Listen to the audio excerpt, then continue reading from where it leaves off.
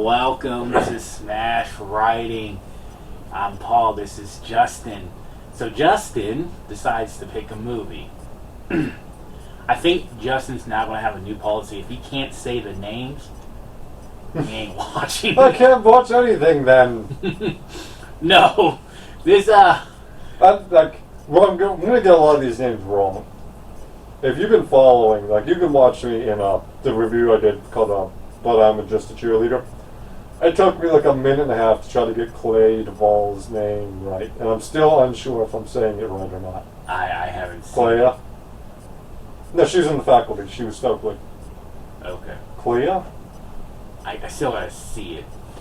Okay. This is how bad.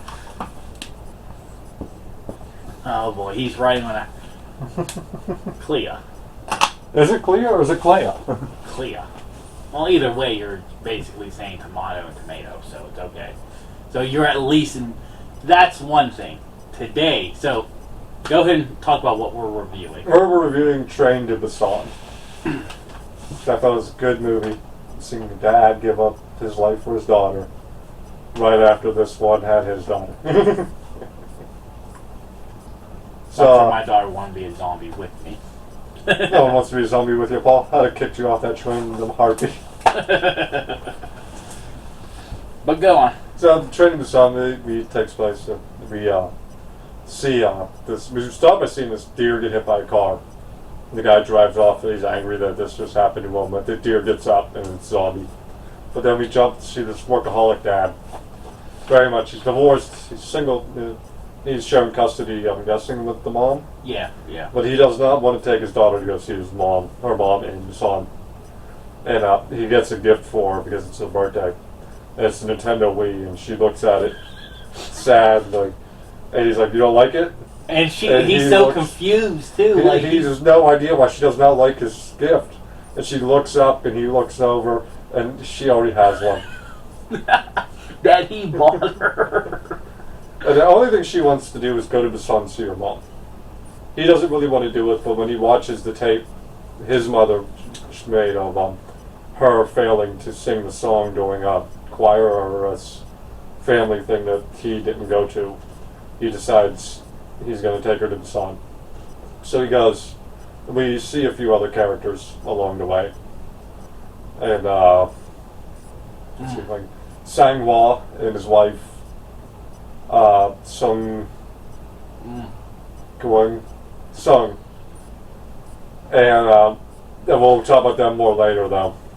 But just before the train comes apart, a sick person gets on there, and one of the train attendants tries to help her, and she turns into a zombie and bites her. And these zombies are fast, they're vicious, they bite and run. They're not there to eat you, they're there to infect you. So all hell is breaking loose on this train. But they managed to, the survivors managed to get into the car and shut the door. Sang and Sung just barely make it in because the main character, Suk, that we've been following, he shuts the door on them. And just at the last moment, reopens the door to let them in. And they get the idea, and Sung gets the idea, and she pastes sections of the newspaper up, and that calms the zombies down because they don't know how to open it. And if they can't see you, they calm down. So they arrive at the one station, and they get off, and they're going to go to where the quarantine zone is, except Suk already has a heads up, don't go to the one entrance, go to the other one, they'll get you around quarantine. But neither of the groups make it because the zombies are already there. And they've just barely managed to get back on the train, but they are now separated. Suk, Sang, and the one kid are on one car, and the others are on another. And they have to go 9 cars to make it. And this is one of the best scenes of the movie, because the one guy Sang, he is ass kicker of all ass kickers, and he is trading fists with the zombies and throws one into the ceiling. Great stuff. Then you get a bit of the heart-wrenching moment whenever they get to the one car, and the one kid is a baseball player, and it's just all of his dead teammates are zombies, and it kind of locks him up for a long time. But then they realize that they can't see in the dark either. So they use the tunnels to advance further until they finally manage to make it to the one car. And the one kid, the baseball player, he's in touch with his girlfriend, who's with the rest of the passengers, and that's where we get dickhead number one. Dickhead number one. Then is Kim. No, it's Young. I got the names wrong. It's Young. And he convinces the rest of the car to lock the doors. And they're holding her so she can't go and open the door. And they're trying to get in, and that's when Sang gets bitten. And it's like, oh, no, you're the guy, you're the one throwing the zombies around. But he knows he doesn't have long, because this turns you pretty quickly. Oh yeah, and I like how it's since you're not dead when you become a zombie. I like how they just they're halfway zombie and they'll still acknowledge. Yeah. I think willpower comes into effect, how strong a willpower you have. You could fight it off for a little bit. Yeah. But you're not making it longer than 5 minutes. Tops. But he holds the horde back, which allows them to break into the one car. But the prick convinces the group to kick the others off into the car ahead of them because they're infected. But the one woman, she's so disgusted and upset about what just happened and the loss of her sister. And she opens the door to the zombies. Unfortunately, Prick and one of the other attendants hides in a bathroom. But that's when they get the call from the conductor that he has to stop the train. The next train station is completely blocked. And he tells them he's going to go to the furthest train that he can get to and start it. And for them to wait a couple minutes and follow and jump on the car, because he's going to get it going. And Prick gets out. He leaves. He serves up the attendant. Yeah, he's like, did he say something like, it's clear to go? Yeah, it's clear. And then he shunts him out the door. And he runs out of the car and leaves the door open, so all the zombies can now get out. But a train derails and it separates the two groups. So it's the boyfriend and the girlfriend, and Soup, the daughter, and Song, who's pregnant. Of course. And a pregnant woman into this. Well, so you have Prick running around. I just like...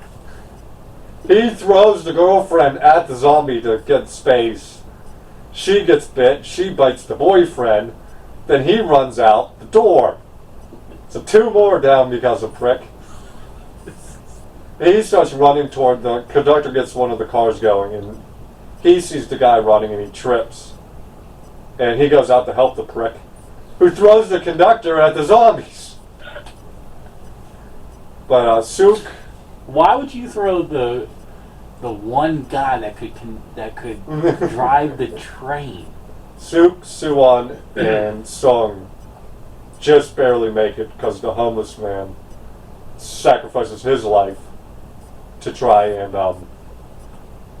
help them get away. Right. And they just barely make it to the car. And all these zombies are grabbing hold, and they're making a land bridge for other zombies to run up. But they managed to break the bridge loose, so they're free. Except Prick had been bitten, and he's in the midst of turning. And he asks for help. He's like, please, my mother's waiting for me. Like, fuck your mother. The hell off my train. But he turns and he almost bites the pregnant woman when Sook has to slap his hand over his mouth to stop him from biting, which of course means he gets bit. Yeah. And he gets the Prick off the train finally, and he walks through. With a nice little chaining himself up and throwing him off like that. He takes them both off, but he's chained himself to the side of the train. So he walks through Song and how to stop the train. He has his goodbye to Suwon, who's losing her mind, and he throws himself off the train. And they get to the station of Busan. Busan has been blocked off. It's the tunnel in, so they have to walk through the tunnel. And we see soldiers on the other side, and they're like, we can't confirm. And they nearly get shot because they can't confirm whether they're human or not. But Suwon is singing the song she couldn't sing from before. And that alerts them to no, these are survivors, and they run in to help them, and that's the end of the movie. Fuck that Prick. And what was his name again? His name was Young. Young. I mixed up actor and character. Oh, okay. Okay, so was this the film that you told me like the don't do the dub version? Yeah, don't watch the dub. I did, which I think maybe that's why probably in my opinion and your opinion is going to be different. Yeah. And that's what, like I said, off camera when we were talking about this, I was like, I don't know if this film was trying to take itself serious and have jokes, or it was a joke trying to be serious. No, it's a serious movie. It's just you watched the wrong version. What? Yeah, because like the translation, like words were just kind of like throwing it all off for me in the sense of like of how I was taking it serious. Because I'm watching this. I'm like, oh, Justin picks these movies. He just like, yeah, you missed the emotional weight the original actors put in it.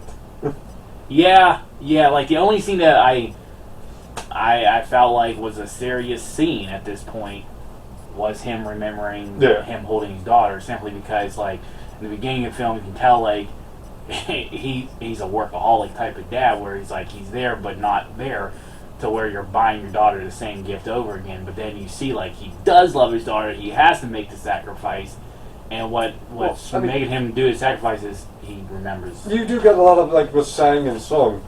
You have the one conversation from earlier where she's like, I'm waiting on you to pick a name for this, Dad.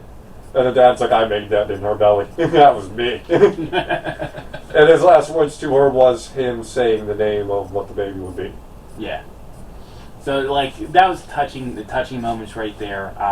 And just like you have all these examples of really good humanity, like Sang sacrificing himself after he's been bitten, and he's holding back those zombies for literally as long as he can. He picked one up and is like using it as a battering ram.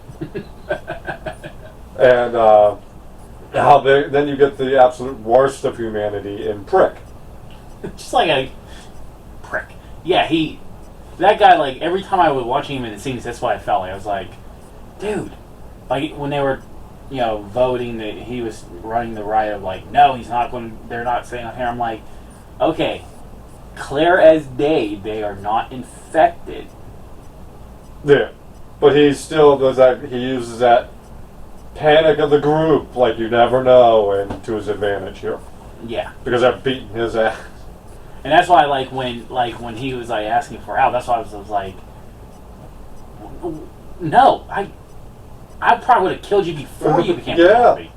They should have thrown you off the train way back when. And then yeah. Well, he was even a prick at the beginning because when they were dealing with the homeless man, you see Suwon and him outside, and he looked down and he's like, "That's what happens when you don't go to school." Yeah. And Suwon looks at him and goes, "You're supposed to be compassionate toward all people." As a mom told me to be compassionate toward all people. And then he goes, like, your mom didn't go to school. Your mom obviously didn't graduate now, did she? That was a pretty good.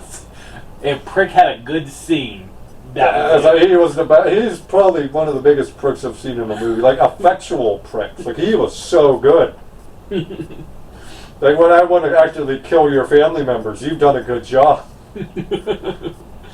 So like you had that. Well, it's like this has weight that zombie movies we get here in America doesn't have. Because we don't care about the characters. We just want to see you die. And this movie's like, no, I want to see these guys live. And I like about like with the zombies too, like you brought up when you were like they were faster. They didn't kill you to kill you. They just strictly wanted to infect you. Yeah, they're spreading infection. That's what their main goal was. And what the hell was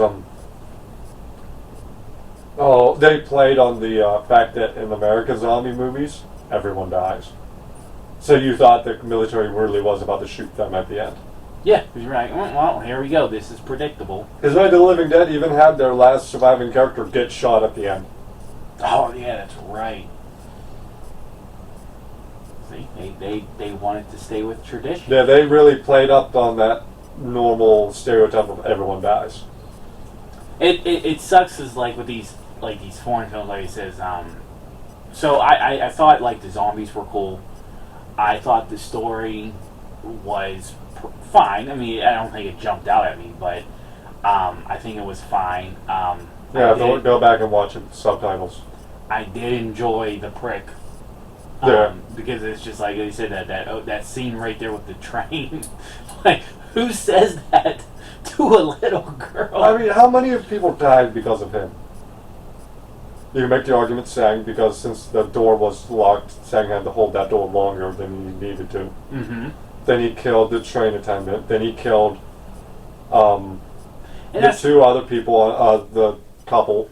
And then the train conductor are all dead because of him. Which is the dumbest thing. Okay, we were truck drivers, so like we can drive commercial vehicles.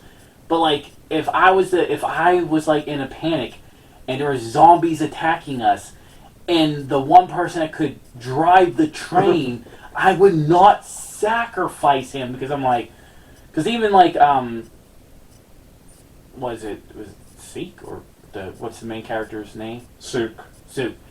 He had to like literally in the spur of his moment, like really evaluate all of the situation he's looking at. Like he's looking at the switch and he's even saying like, this might be the break. Yeah, this should be it. I think. Should be it. But it's like, we wouldn't have this problem, prick, if you wouldn't sacrifice the one guy that could move the damn train. You know what I love too was when they were running to try to catch up to that train. You know, you always see that hand reaching out for that rail. Mm-hmm. I love the fact that he's holding his daughter and it's her hand that's reaching out for the rail. Teamwork makes the dream work. That's the bond me and my daughter has.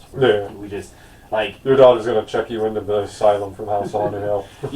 Like, if there's a cupboard, I just lift her up there and she can just go. No, avoid the vegetables. I told you, fatty foods only. Hey, I'm losing. No, but it was that. Like I said, I think me watching the dub version gives me a different opinion because now when you look at the scenes, it seems to be like a serious movie. Yeah. But the dub version, what they were talking about, you couldn't take it serious. You're like, what am I watching here? Unfortunately, I do have to grade my opinion off of that. So, S tier movie for me. Watch the subtitled one. So the shocking part is like, I'm probably going to give it a B. I still like the zombies. I still like the father-daughter thing. Obviously, I'm a father with a daughter. I did enjoy the prick. You can't make that shit up. What stops honestly yet is the translation and part to where some of their reactions and the voiceovers were not on par. Like, it's one thing to misinterpret, but like it did seem like that sounds like the dub one did not bring up the emotional weight that the sub had. No, like I said, the only emotional scene really was at the end when. That's because it's being shown to you and not being talked about. It's more the visual. Yeah, before he jumps off the train. Yeah, he's literally the first moment he held his daughter. Yeah, and he's like looking at the toes, he's looking at the fingers. He didn't need to talk because that shot too of they just showing the shadow of him falling off the train. That was excellent shooting. Yeah, I actually like the idea of the shadow and not the actual person. Yeah, I did enjoy that.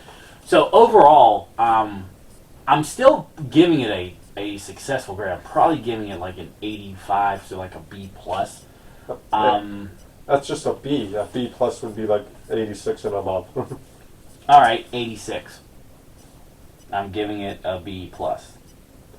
86. All right.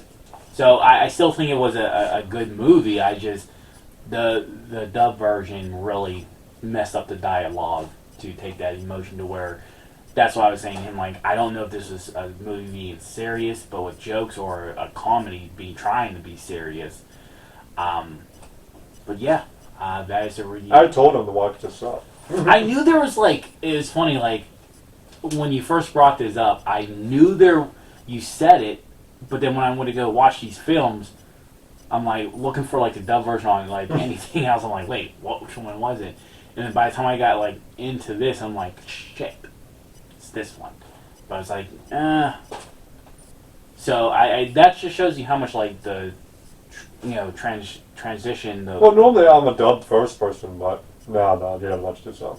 All right, so when I get the free time, I will rewatch. I watch the sub version, but until next time. Bye bye.